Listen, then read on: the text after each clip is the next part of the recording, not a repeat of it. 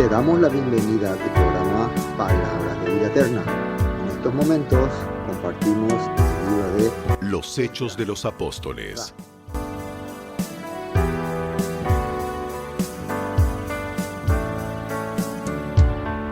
Bueno, vamos a acomodar nuestros cronómetros y arrancamos. Entonces, una vez más, Shabbat Shalom, ¿cómo están? Gracias al Todopoderoso, gracias al Eterno por una vez más permitirle a ustedes estar allí en presencia con su familia, compartiendo un cafecito, un tecito, un matecito y infinitamente agradecido con todos ustedes por ser participantes de estos estudios que estamos haciendo. Y hoy es día de compartir el Brit Hadashah, nuevo pacto, nueva alianza, más conocido como Nuevo Testamento, ¿no? Nuevo Testamento, escritos que fueron y preparados por los apóstoles seguidores de Yeshua, discípulos de los apóstoles también, como está ahí, tenemos a Marcos, tenemos a Lucas, y también escritos, se puede decir, recopilados, juntados, editados, como es el libro que después se denominó Hechos de los Apóstoles. Al principio no se llamaba Hechos de los Apóstoles, no tenía nombre, era un conjunto de escritos, de cartas enviadas o contadas a grupos de creyentes que probablemente en algún tiempo, en parte del siglo primero, o sea, digo primero, hablamos desde el año 100 en adelante, alguien la recopiló y la juntó y le dio ese nombre. Porque en esos textos aparecen precisamente vivencias que tuvieron los apóstoles. Se le atribuye el escrito de esta nota, de este tratado, a uno de los discípulos más, ¿cómo se puede decir? Participativo, según los textos relatados de los apóstoles, que fue Lucas, ¿no?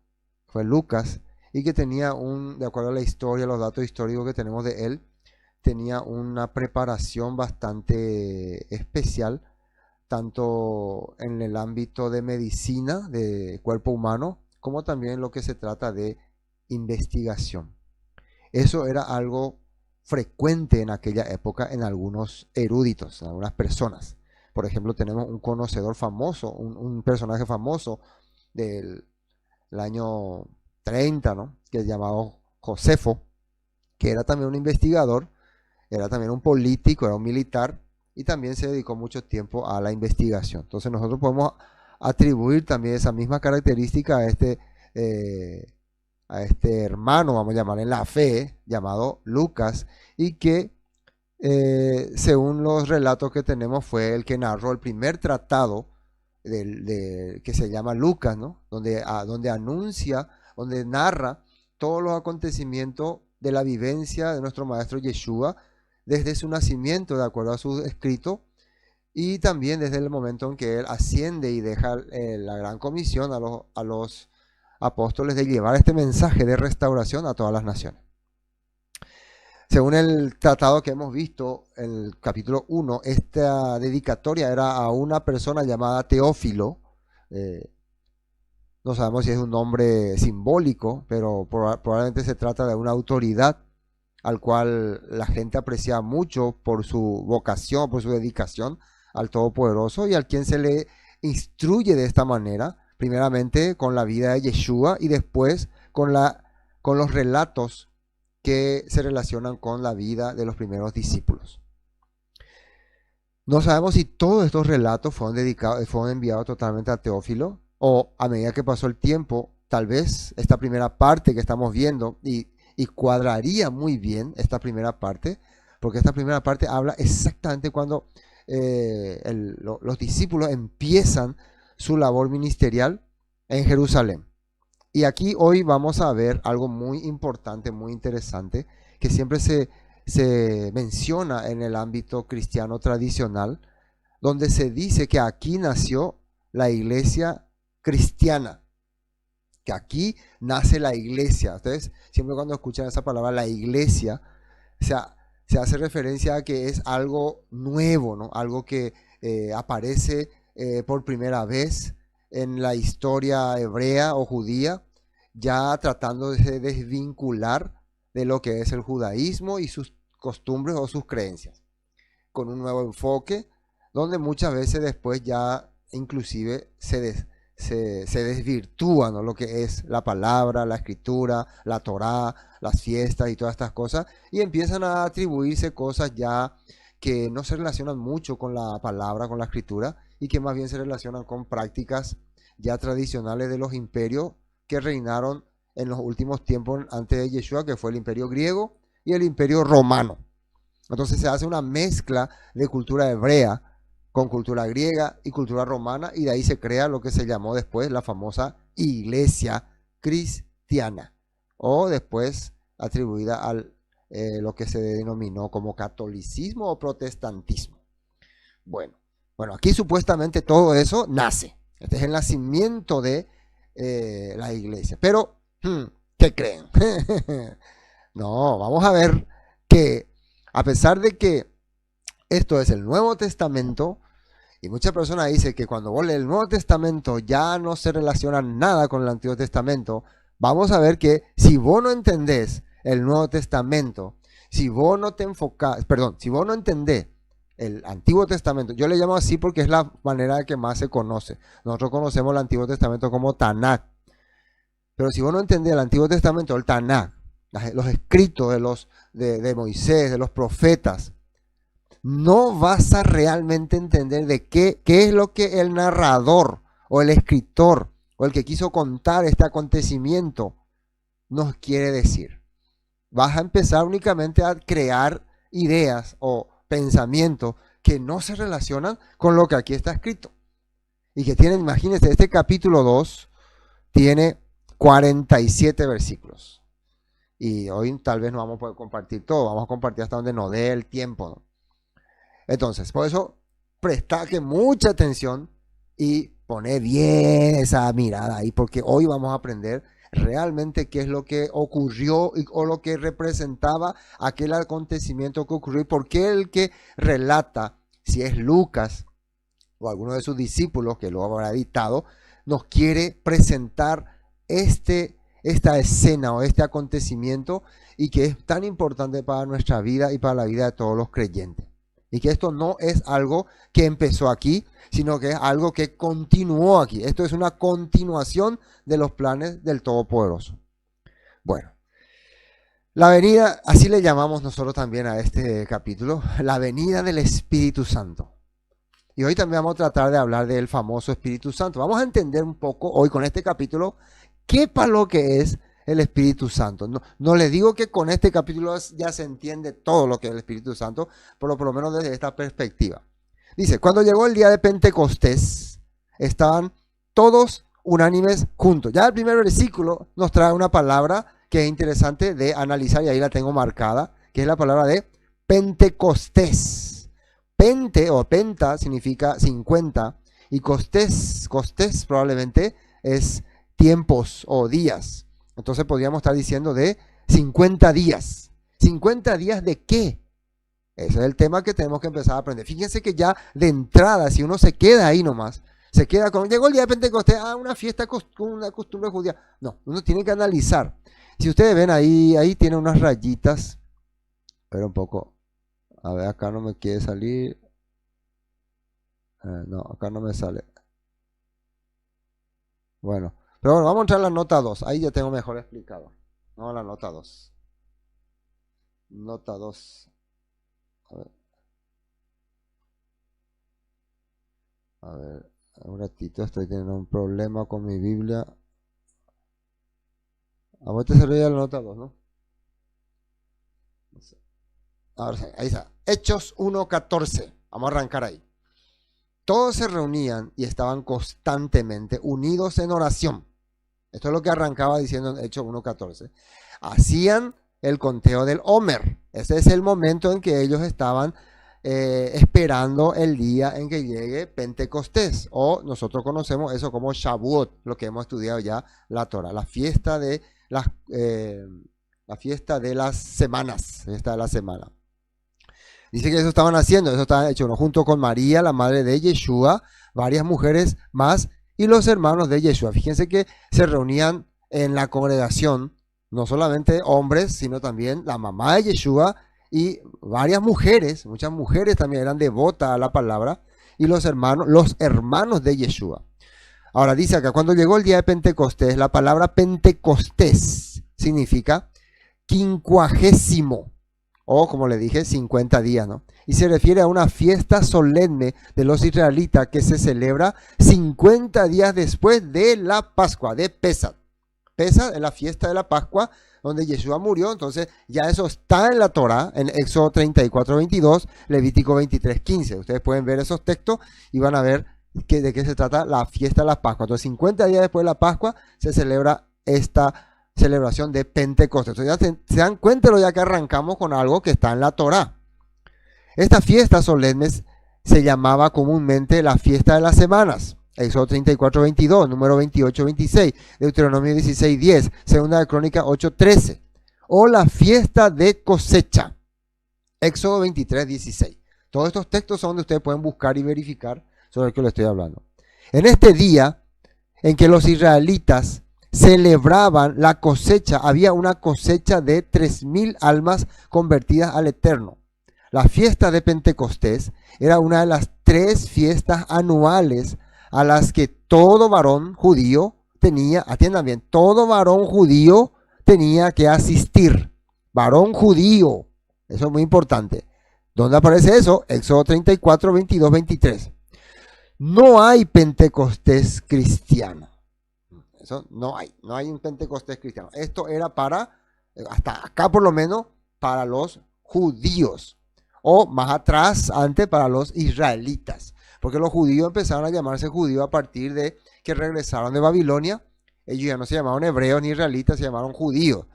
Pero antes ellos eran israelitas, pertenecían a 12 tribus. Bueno, ahora veamos lo que dice en la Torá. Levítico 23:15. A partir del día que siga, el día de descanso, el día en que lleve el manojo, el grano, para que sea levantado como una ofrenda especial, contará 7 semanas completas. 50 hasta el día después del 7º día de descanso. Estos son 50 días. Cuenta, dice. Y después entonces presentarás al Eterno una ofrenda de grano nuevo, que era la ofrenda de trigo. Desde donde quiera que vivas, llevarás 2 panes para ser levantados delante del Eterno como ofrenda especial.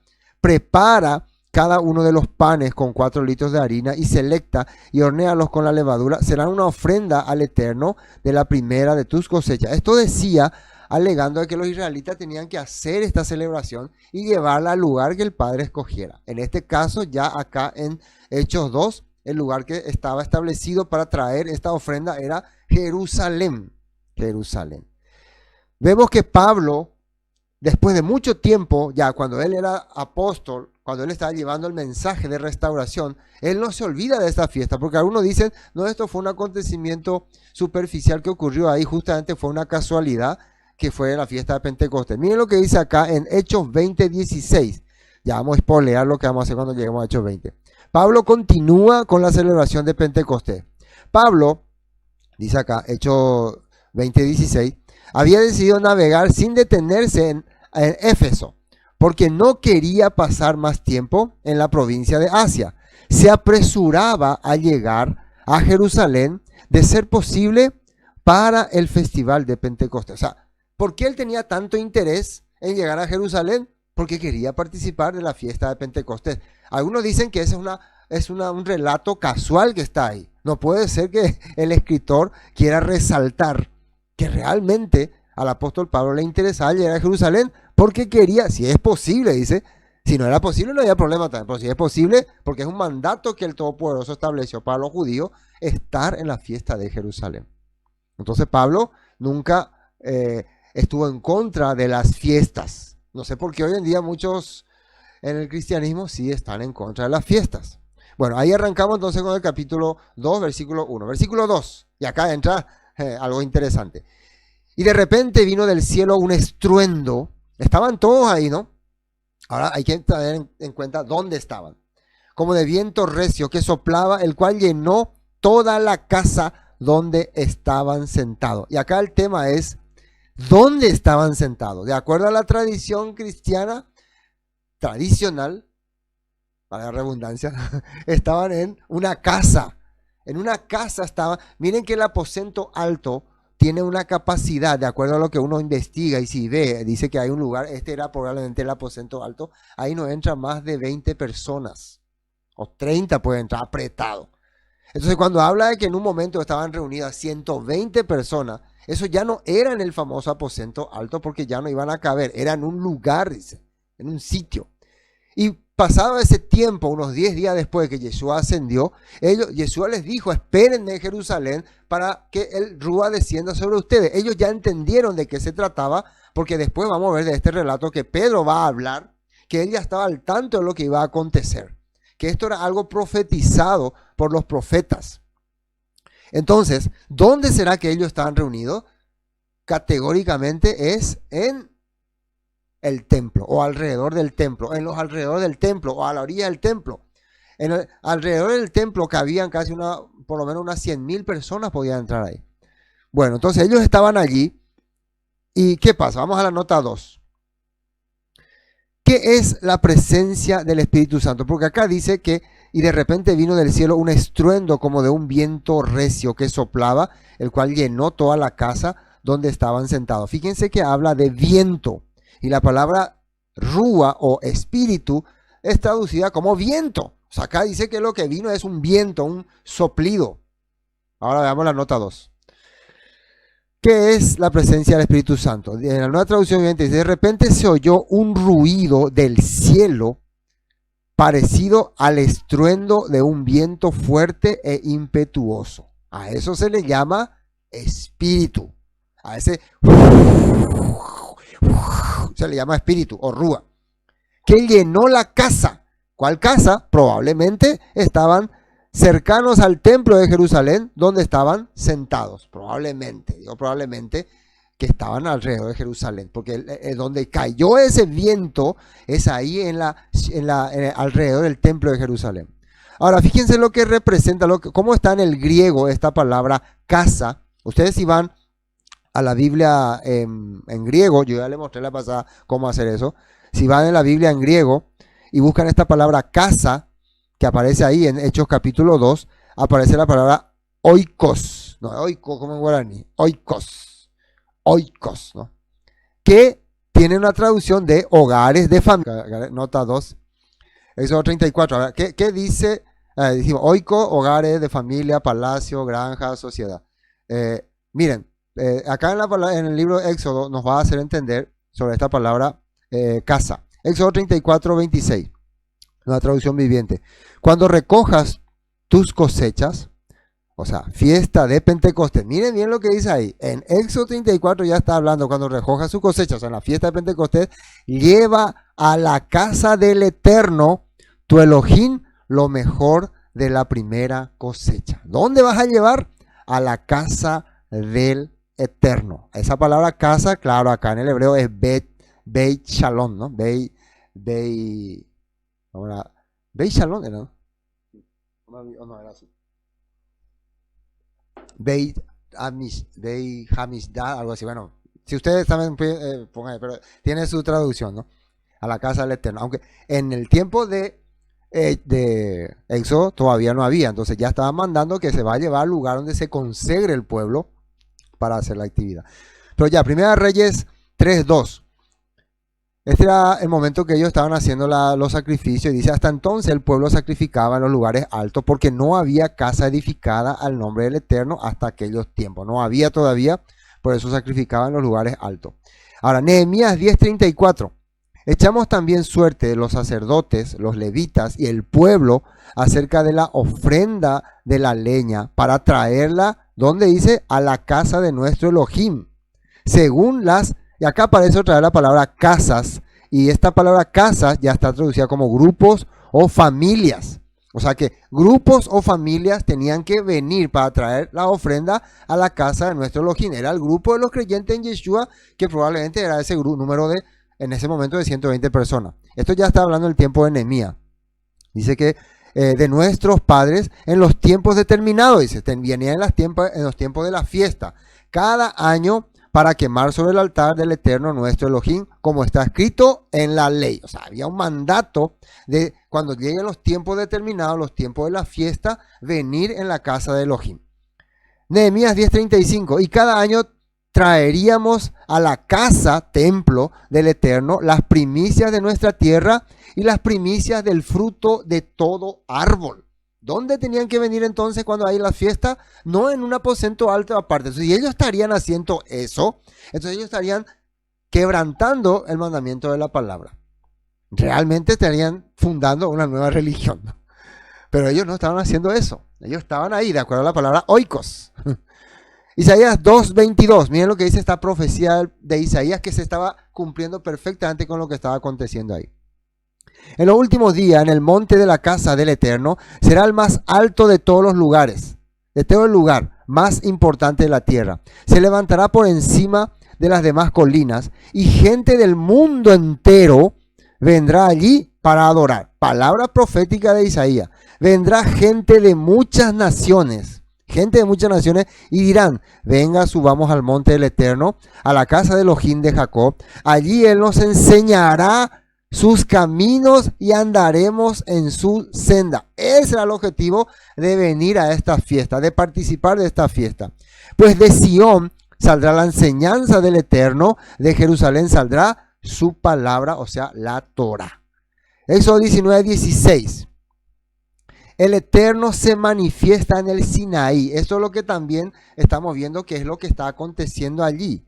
Miren, ahí sale que había ruidos, trueno, viento. Y miren lo que ocurrió en Éxodo 19 cuando el Todopoderoso se le manifestó a los israelitas para darle la Torah. En la mañana del tercer día retumbaron truenos y destellaron relámpagos, y una nube densa descendió sobre el monte. Acá atiendan bien esta palabra, descendió. De arriba vino algo. Se oyó, ¿qué es lo que se oyó?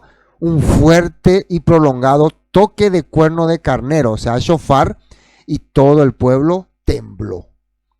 Versículo 18. El monte Sinaí estaba totalmente cubierto de humo, porque el Eterno había descendido, atiendan bien acá, sobre él en forma de fuego.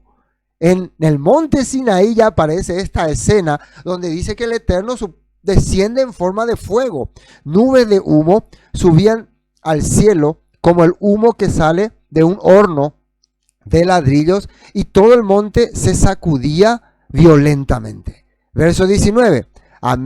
A medida que el sonido de cuerno de carnero se hacía cada vez más fuerte, Moisés hablaba y Elohim le respondía con voz de trueno. O sea, Moisés hablaba y se escuchaba el sonido de una voz tronante que era la voz del Eterno. Este mismo acontecimiento ocurrió 49 días después de que ellos salieron de Egipto. Si ustedes van todo al contexto del capítulo 19, van a ver. Lo mismo está ocurriendo ahora en el tiempo de los hechos de los apóstoles.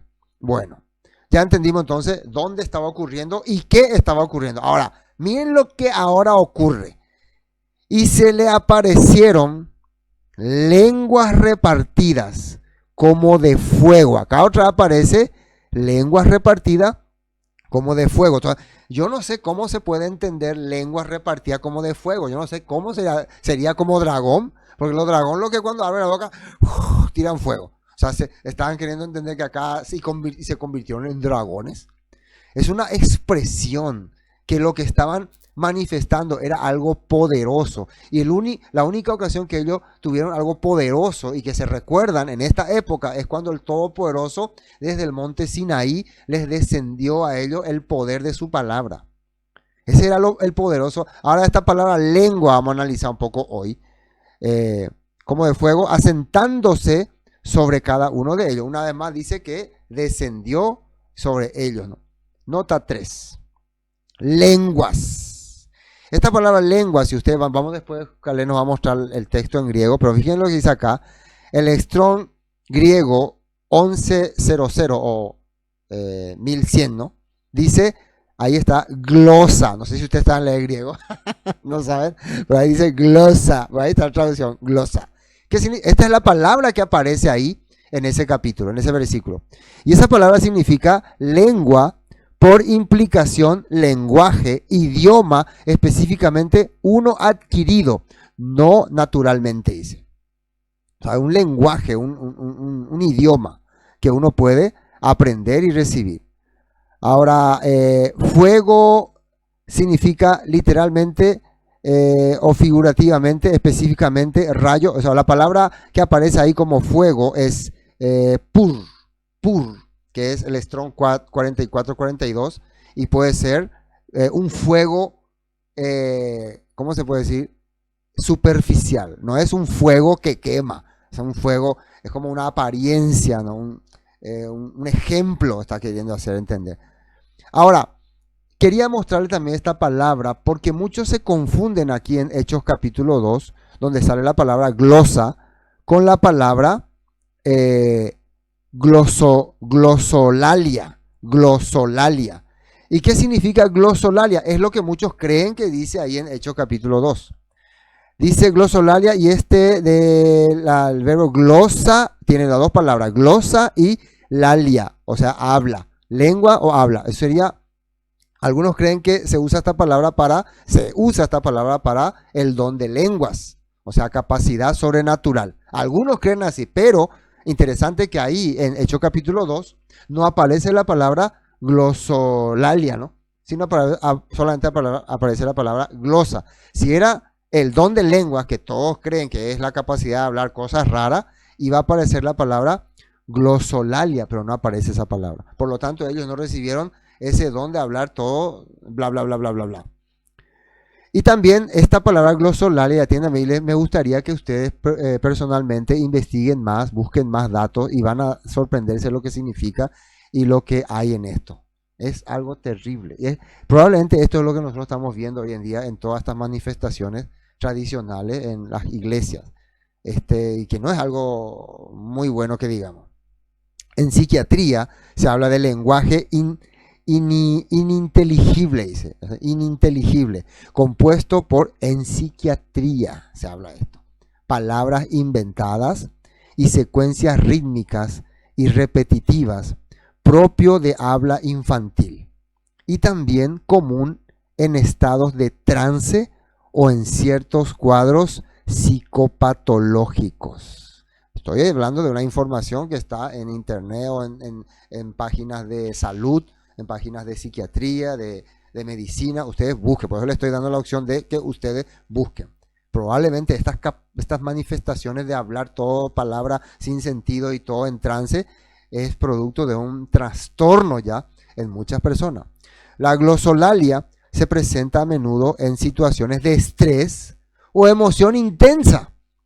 Qué casualidad que muchas veces esta manifestación aparece cuando uno está ahí en mucha emoción en lo espiritual también, y aparece. Y se acompaña de movimientos corporales y de expresiones faciales exageradas. Hay otro término griego que es la cnoglosa. La cnoglosa, por otro lado, la cnoglosia se refiere a la capacidad de hablar un idioma desconocido sin haberlo aprendido previamente. La cnoglosia se considera un fenómeno paranormal y se caracteriza por la producción de palabras y frases que tienen un significado comprensible y que corresponden a un idioma. O sea, si un día vos tenés la capacidad de hablar algo que nunca te enseñaron, pero lo que vos estás hablando otras personas pueden entender, eso sí es un don. Entonces probablemente lo que aquí ocurrió fue eso. Hablaron lengua, hablaron idioma, pero que ellos no habían estudiado. Entonces ahí se ve una manifestación milagrosa, un acontecimiento milagroso, algo sobrenatural. Pero jamás eran palabras sin sentido. Eso es muy importante entender. Bueno, ahora estamos en el versículo 3, ¿no? Vamos a ver la imagen donde aparece este versículo, para que ustedes puedan ver. Y ahí lo que está escrito ahí está. Ustedes están viendo ahí el texto, dice Hechos capítulo 2, versículo 3, Reina Valera 1960, dice, y se les aparecieron lenguas repartidas como de fuego, asentadas sobre cada uno de ellos. Ese texto que está en verde allá, ahí, ese es el griego. Y lo que yo marqué ahí en círculo es lo que dice la palabra lenguas, y es la palabra glosa, que se traduce como lenguaje, idioma o dialecto. Si era el arte de hablar todo de balde o palabras sin sentido, hubiera aparecido esta palabra glosolalia, ¿no? Que les dije recién. Pero ahí aparece simplemente la palabra lengua. Ni siquiera aparece el tercer ejemplo, que es de palabra que uno aprendió milagrosamente. Simplemente usaron ellos la palabra lengua. Podían haber usado también esa otra definición de palabras que voy a aprender sobrenaturalmente, pero no quisieron. Probablemente ellos pensaron, no, tal vez estas personas ya sabían o ya aprendieron, ya conocían, y usaron simplemente la palabra de idioma, o sea, dialecto, lenguaje. Bueno, gracias, Karen. Para que puedan entender, ahí está en griego toda la palabra. Bueno, vamos al versículo 4. Y todos fueron llenos del Ruach HaKodesh. Y comenzaron a hablar, ahí sale, en otras glosa. Ahora ya saben ustedes, glosa, no glosalalia, glosa, en lenguas, según el Ruach les daba que hablasen. Ahora, acá hay algo muy interesante, porque acá habla que fueron llenos del Ruach HaKodesh, como que descendió. Fíjense que siempre cuando nosotros vemos imágenes así de este acontecimiento o fotos, se nos aparece palomas descendiendo, pero acá ni siquiera aparece la palabra paloma, ninguna parte, ¿no? No está mencionada que la paloma no actúa acá, pero aparece que se llenaron de algo llamado Espíritu Santo. Y yo quiero saber de qué se trata. Y comenzaron a hablar en otras lenguas, según, aparte dice, según ese Espíritu le daba que hablase. Ahora, ¿qué es Espíritu Santo? Hermano, respondeme pues, ¿qué es? ¿Es la tercera persona de la Trinidad? ¿Es un ser? ¿Es un Dios? ¿Es una paloma? ¿Qué es? ¿Quién es? ¿Qué cosa es? Vamos a ver lo que dice la nota 4.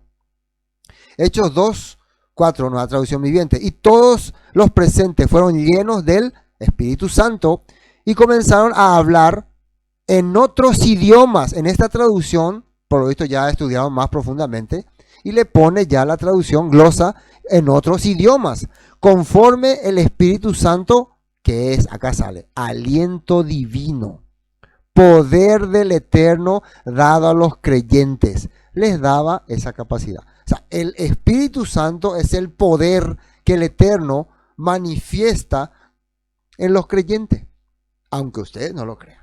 Cuando uno es creyente, cuando uno está en la fe, cuando uno sigue los caminos del Todopoderoso, el Todopoderoso obra en tu vida a través de su aliento divino. ¿Y cómo es el aliento? ¿Cómo llega? ¿Qué es aliento? Así. ¿Cómo sale el aliento de Dios? ¿Cómo salió el aliento de Dios en el Sinaí? Se transmitía a través de ordenanzas, palabras, instrucciones. Fíjense lo que Yeshua les había advertido antes de que ascienda. Dice Hechos 1, 6, 8. Palabras de Yeshua antes de Pentecostés. Así mismo, Hechos 1, 6.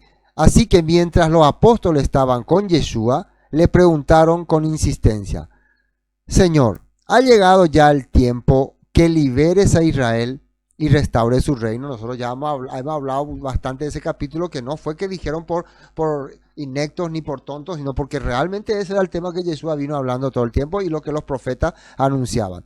Él les contestó: solo el Padre tiene la autoridad para fijar esa fecha y tiempos, y a usted no le corresponde saberlo.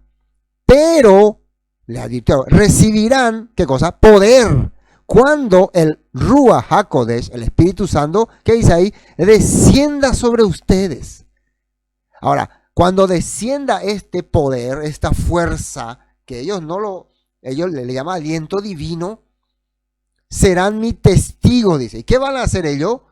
Y les hablarán a la gente acerca de mí en todas partes, en Jerusalén, por Judá, por Judea, en Samaria, ¿y qué dice ahí? Y hasta los lugares más lejanos de la tierra. O sea, el poder de este Espíritu Santo o aliento divino que ellos van a recibir es tener la capacidad de poder llevar el mensaje del Eterno a todo territorio de Judá y hasta los confines de la tierra. Yeshua lo había dicho. Y ahora, ¿cómo se está eso mostrando que es así? Que ellos están empezando a hablar en diferentes idiomas, cosa que era necesario para llevar este mensaje. No es el tema de hablar en diferentes idiomas lo que es lo más importante. No es el tema de la nube, del fuego, es el tema de lo que están hablando. Y eso también vamos a analizar acá. ¿Qué es lo que ellos están hablando? ¿Qué es lo que ellos van a escuchar? ¿En qué fecha estamos? ¿En qué acontecimiento estamos? Todo tiene relación con la Torá, los profetas y las profecías dichas por el Todopoderoso a través de Yeshua. Bueno, entonces ya entendimos entonces qué es este Espíritu Santo. Es el poder que acaban de recibir ellos. ¿Poder de qué? ¿Poder para qué? Para poder hablar, para poder anunciar, para poder transmitir el mensaje del Eterno a todo el mundo. Si vos decís que tenés el Espíritu Santo en tu corazón, si vos decís que recibiste el Ruach HaKodesh, ¿por qué no podés hablar la palabra a nadie? ¿Por qué ni siquiera en tu casa podés compartir con nadie? ¿Por qué no podés vivir como dice que como el Ruach HaKodesh, como el Todopoderoso dice? ¿Qué tipo de Ruach lo que uno recibe? Solamente uno piensa que porque hace manifestaciones extrañas, porque hace un bailecito y da la vuelta y se tira al piso, tiene el Espíritu. Esos son cosas raras, psiquiátricas. Eso no es lógica, eso no es razonable. El Espíritu Santo, el aliento divino, el aliento del Todopoderoso, te aclara las dudas, te hace comprender las cosas, no te hace vivir cada día más de una forma, ¿cómo se puede decir? Oscura, rara, sino te hace persona luminosa. A que la gente se pueda manifestar hacia tu vida. Bueno, continuemos.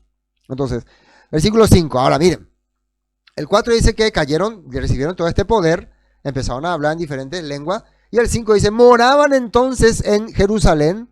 Atiendan bien ahí. ¿Quiénes moraban? Judíos. O sea, esta palabra no está llegando para gentiles. Los gentiles acá no van a entender ni una pimienta, porque siempre uso comino, ahora usa pimienta. Ni una pimienta no van a entender de lo que está pasando. Ellos son los que pueden comprender, los judíos, todo lo que está ocurriendo. Varones judíos, varones piadosos de todas las naciones bajo el cielo. Y ya me escucharon los textos que acaba de leer, que llegará el momento en que todas las naciones vendrán y se congregarán a Jerusalén. Nota 5. Vamos a ver de qué se trata que estos varones estén acá. Nueva traducción viviente. En esa ocasión había judíos devotos de todas las naciones que vivían en Jerusalén. Ahora, ¿por qué estaban viviendo en Jerusalén? Por las fiestas de Pesach y Pentecostés. Ustedes saben que muchos judíos viven en otras provincias o alejados. Acá van a decir de dónde venían. O sea, los judíos que viven cerca de Jerusalén o cerca de Israel pueden venir para la fiesta de Pesach, termina Pesach y regresan otra vez a sus casas y después de 40 días regresar para Pentecostés. Pero los judíos que viven en Capadocia, en Bitinia, en Panfilia, ¿dónde va a decir otra? En Partos, allá en Roma, ellos no pueden darse el lujo de venir para Pesach y irse otra vez y venir otra vez para Pesach. Entonces, ¿ellos qué hacían? Ellos venían para Pesach y ya se quedaban a morar hasta que acabe la fiesta de Pentecostés. Terminado la fiesta de Pentecostés, una gran fiesta, ahí sí, cada uno regresaba a su casa hasta la fiesta de Sukkot, que venían ya desde para Yom Teruah ya. Para Yom Teruah se quedaban Yom Teruah, Yom Kippur, Sukkot, los 7 días de Sukkot y el 8º día, terminaba el 8º día, hacían una gran farra, como decía la canción, quédate un día más, quédate un día más. Por cierto, estamos llegando a la fiesta de Yom Teruah, estamos cerca. Entonces, y después regresaron a su casa. Entonces, estos judíos venían de lejos, entonces se quedaban, alquilaban aposentos, preparaban tiendas, se quedaban hasta la fiesta de Pentecostés. Entonces por eso estaban morando allí. Entonces, ¿pero qué eran? Eran judíos, no eran gentiles. Acá no había ningún gentil. Versículo 6. Y hecho este estruendo, se juntó la multitud y estaban confusos, dice, porque cada uno les oía hablar en su propia lengua. Entonces estas personas que venían del extranjero, eran judíos, pero cuando venían a Israel, venían por su costumbre, pero ellos ya sabían, muchos ya habían nacido en otras provincias, así como Pablo, ¿no? Que nació en Tarso, pero era bien judío.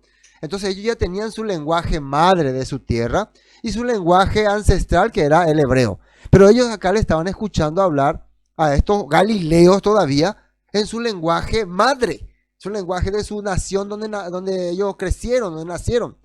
Y eso les llamó la atención. Pero lo más importante es qué es lo que estaban escuchando. Versículo 7. Y estaban atónitos y maravillados, diciendo, mirad, ¿no son galileos todos estos que hablan? Nosotros somos de diferentes provincias, pero estos hombres son galileos. Los galileos generalmente son personas de provincia lejana de Jerusalén que muy pocas veces salen de su pueblo.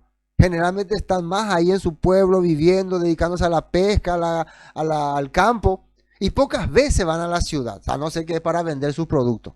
Pero ahora estos galileos no solamente están fuera de su ciudad, sino que están también exponiendo como si fueran expositores, como si fueran maestros. ¿Qué cosa? La palabra, ¿no?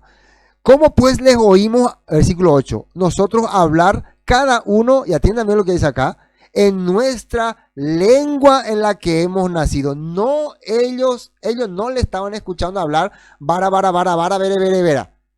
Estamos escuchando que están hablando el lenguaje angelical celestial. Entonces muchas personas cuando están en una congregación y escuchan que el pastor habla allá, allá, qué espiritual, qué poder, pero no entiende lo que está diciendo. Estas personas no estaban escuchando eso. Ellos estaban escuchando sus lenguajes, sus glosas. ¿Y qué dice? ¿Quiénes estaban ahí? Partos, medos, elamitas. ¿Dónde quedan estos lugares? Lejos de Jerusalén. Elam queda allá al otro lado del Éufrates. Los medos también. Los partos también están lejos. Y los que habitamos en Mesopotamia, en Judea también, en Capadocia, en Ponto y en Asia. Entonces, no eran lugares muy cercanos, ¿no? Eran lugares que estaban lejos, ¿no? Lejos. Versículo 10. En Frigia, Panfilia, en Egipto, en las regiones de África, más allá de Cirene, y también romanos aquí residentes, tanto judíos, y acá sí hay una cosa interesante, como prosélitos. O sea, todos estos habitantes de diferentes regiones lejanas eran judíos y entre ellos prosélitos, pero no había gentiles. ¿Cómo se entiende esto que no había gentiles? O sea, no había persona que desconocía la fe, la cultura hebrea, judía. ¿Quiénes son los prosélitos? Los prosélitos son probablemente o ex gentiles que se convirtieron al judaísmo, se hicieron devotos al judaísmo, aprendieron y probablemente ellos fueron después los famosos llamados judaizantes, ¿no? Porque ellos son los que se circuncidaban ya siendo adultos. Ellos son los que presionaban que uno tenía que circuncidarse para poder formar parte de la congregación hebrea. Entonces estos prosélitos eran judíos devotos que se habían convertido. Y judíos dice, pero no judíos que vivían en Judea, judíos que vivían en todas partes, que se habían expatriado y que estaban regresando y que el Padre les estaba llamando para volver a traer la fe original en sus corazones. También cretenses, árabes, y acá con esto vamos prácticamente a cerrar. Les oímos hablar en nuestras lenguas, en nuestro idioma, las maravillas de Elohim. Yo estuve averiguando mucho en la escritura y también por los textos de Qumran, que hace poco se escribió, se encontró en uno de los pergaminos que se encontró, escuchen bien esto, estaba titulado esta palabra, las maravillas de Elohim. ¿A qué cosa los israelitas siempre la han llamado? Cosa maravillosa, cosa impresionante. ¿Será que cuando se abrió el Mar Muerto? ¿Será que cuando el Mar Rojo, cuando las 10 plagas de Egipto, cuando cayeron piedras del cielo? ¿Será eso? Cuando caía fuego. Cuando ellos, ¿a qué cosa le llamaban maravillas? Maravillosa. Siempre fue a la manifestación del Eterno cuando les daba la Torá. No me creen, ¿verdad? No, ya pastor, ya exageré atrás. No, es casi. Por eso tengo que mostrar pruebas, ¿no? Cuando la Torá ellos recibían, eso era un tiempo de maravilla. Ese fue los momentos más maravillosos que ellos han tenido. Y ahora, ¿por qué ellos están sorprendidos? Primero, porque para recibir una vez más la Torá en sus corazones, el Todopoderoso está manifestándose de una forma maravillosa, con manifestaciones de truenos, relámpagos, viento y Galileos, hombres sin letra, vamos a decir, hablando diferentes idiomas, idiomas de todo el mundo. Esto es algo maravilloso. Vamos a la nota 11. Hechos 2:10 dice, de Frigia, Panfilia, Egipto y de las áreas de Libia, alrededor de Cirene, visitantes de Roma, tanto judíos como convertidos al judaísmo, ese es el prosélito, ¿no?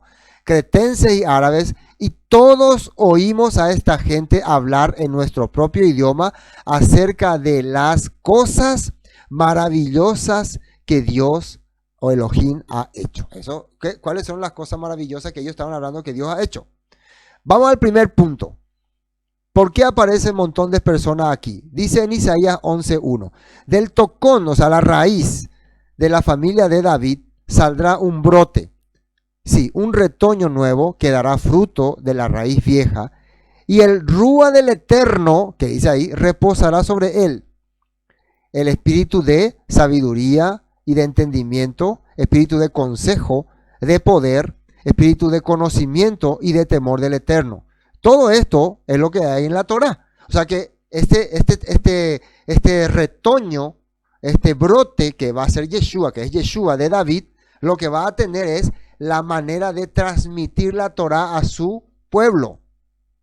Él, dice por este brote, se deleitará en obedecer al Eterno, no juzgará con la apariencia, ni tomará decisiones basadas en rumores, hará justicia a los pobres y tomará decisiones imparciales con los que son explotados. La tierra temblará con la fuerza de su palabra y bastará un soplo de su boca, eso es rúa, soplo, espíritu, para destruir a los malvados. Llevará la justicia como cinturón y la verdad como ropa interior. Está hablando de el que va a traer la restauración de Israel y va a recibir rúa, ese espíritu.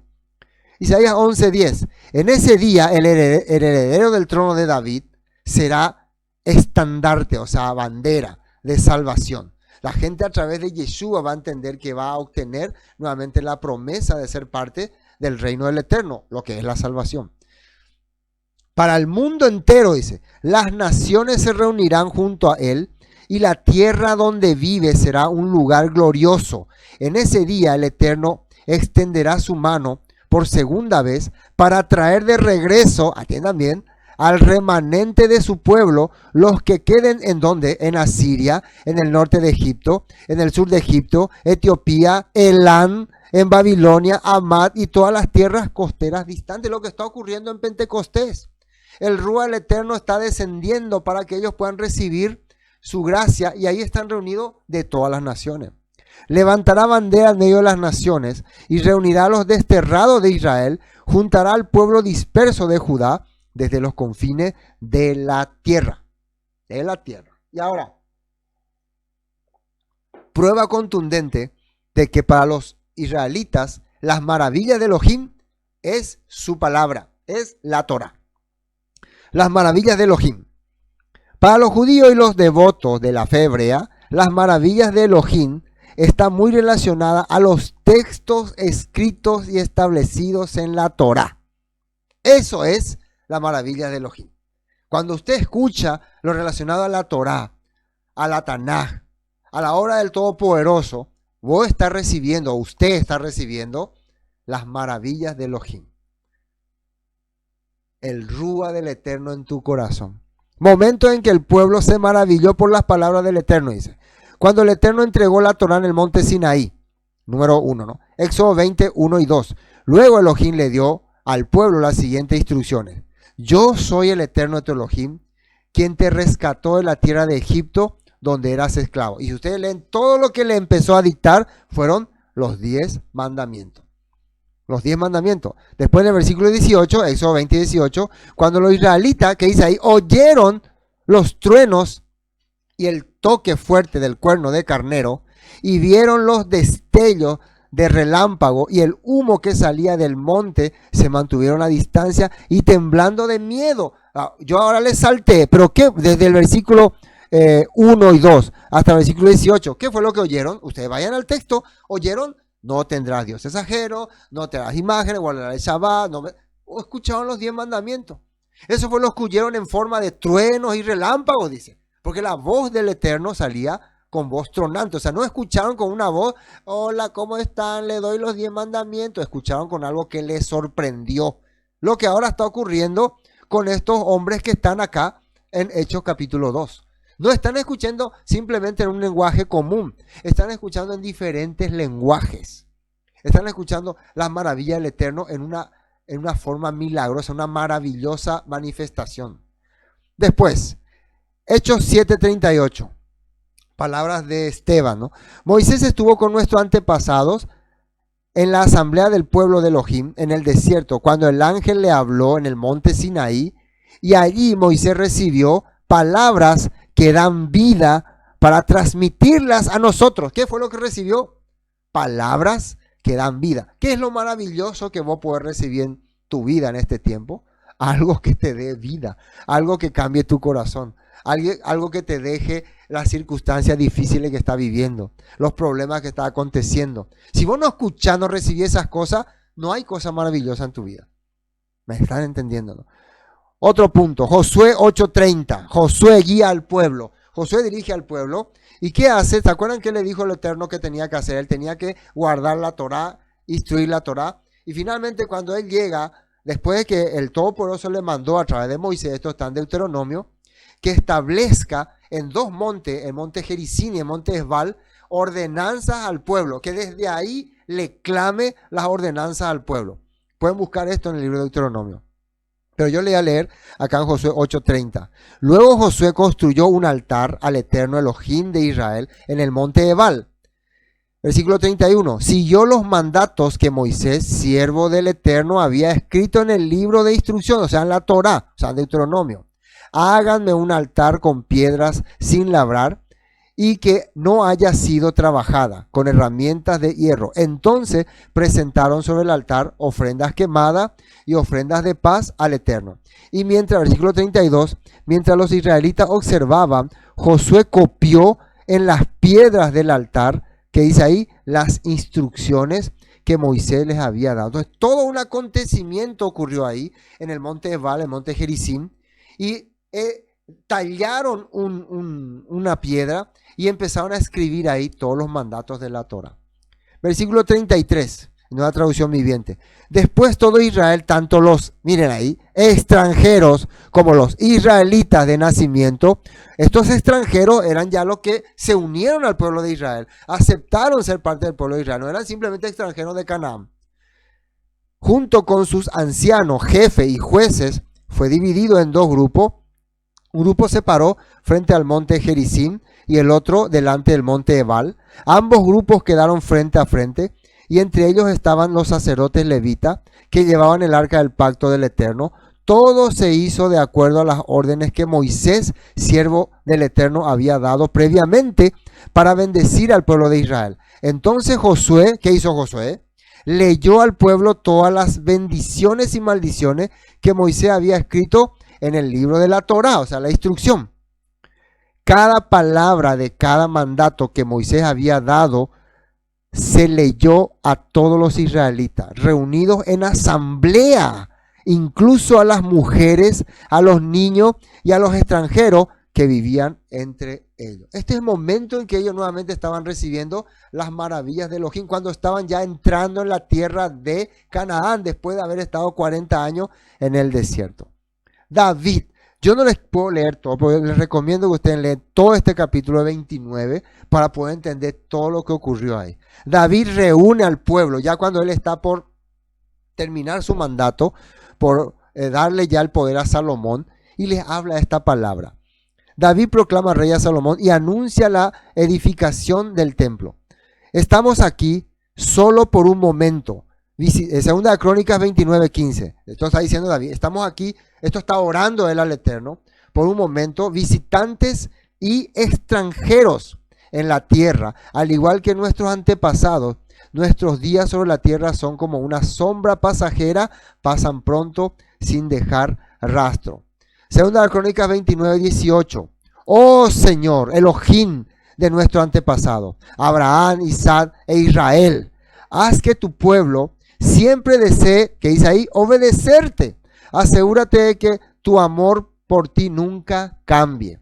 Dale a mi hijo el deseo de obedecer de todo corazón tus mandatos, leyes y decretos, y de hacer todo lo necesario para edificar este templo para el cual he hecho estos preparativos. Entonces David también está preparando a su hijo y que está ordenando en frente de todo el pueblo que cumplan los mandamientos.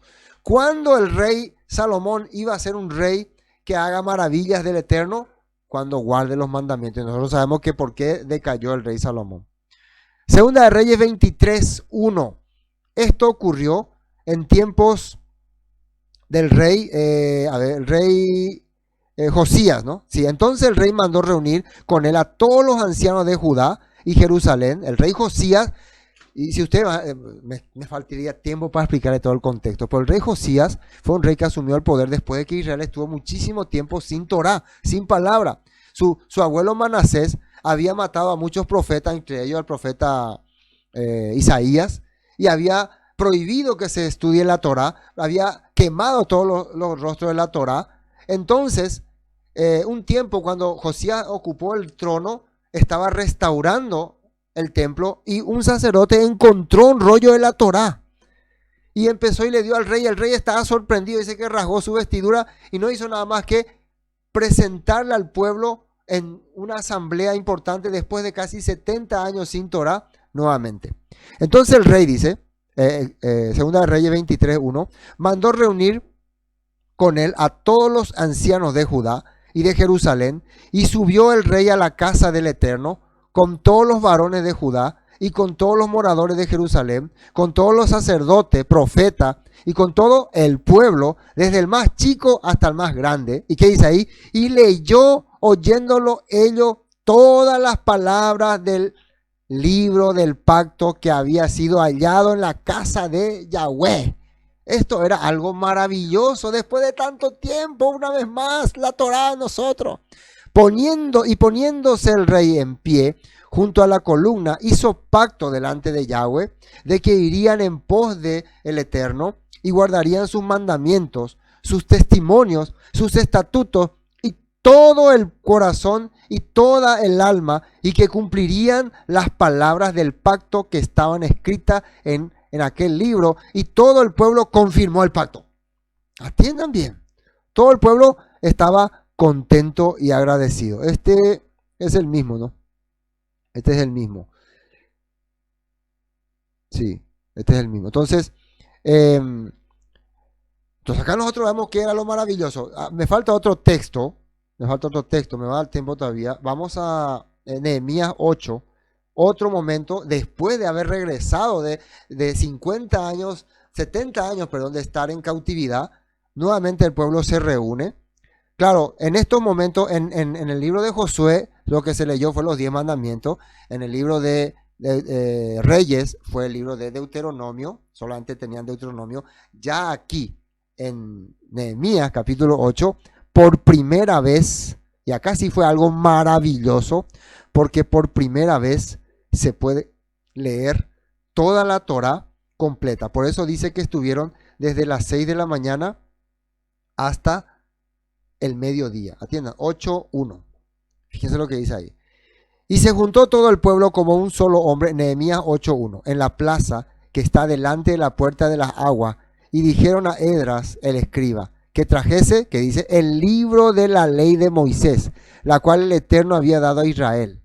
Y el sacerdote Esdras trajo la ley delante de la congregación, así de hombres como de mujeres, y todos los que podían entender el primer día del mes séptimo. Esto fue en tiempos de Yom Teruah, ¿no?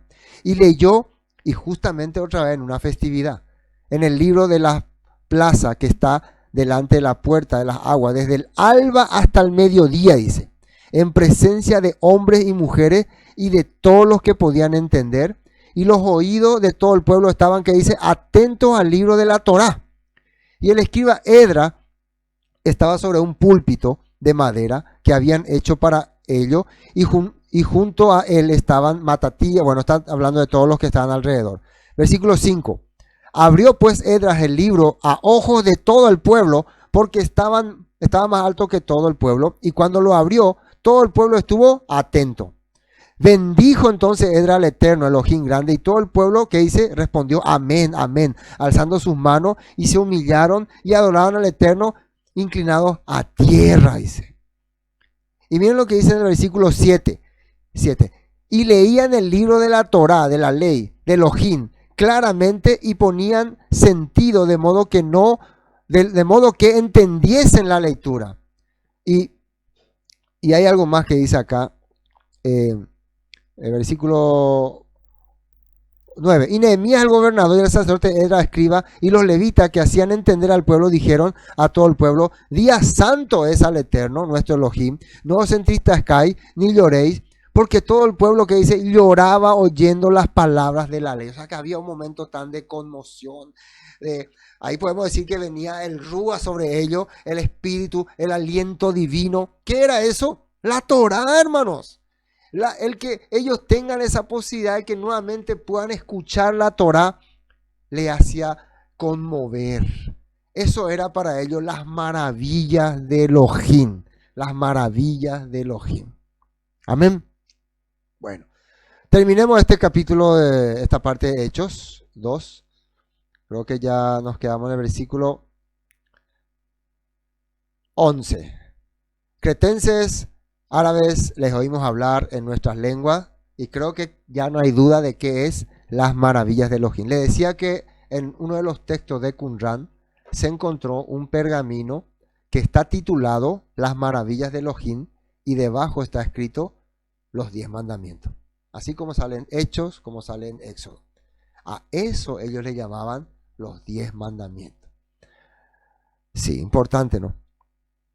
Y estaban todos atónitos, versículo 12, y perplejos. Atónitos y perplejos, diciendo unos a otros: ¿qué quiere decir esto?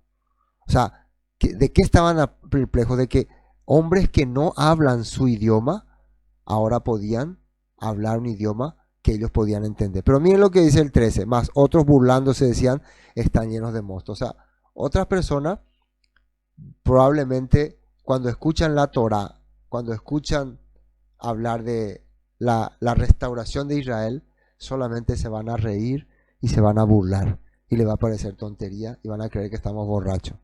Ellos no estaban hablando en lenguas de tartamudo. Ellos estaban hablando en lengua dado por el Eterno, y hablaban las maravillas del Eterno.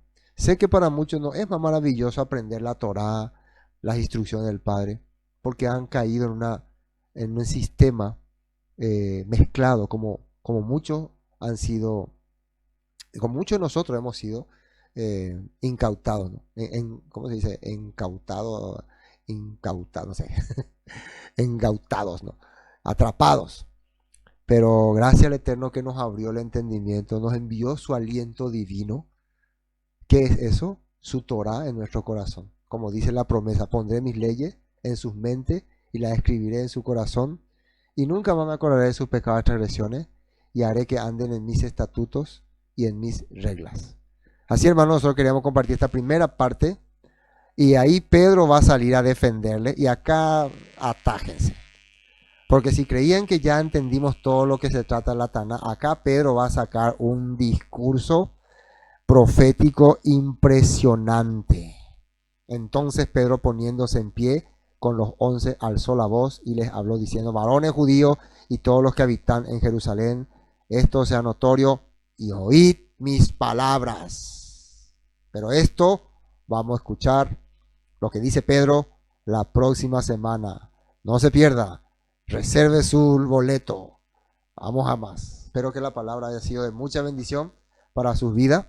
Hoy hasta aquí vamos a compartir. Shalom.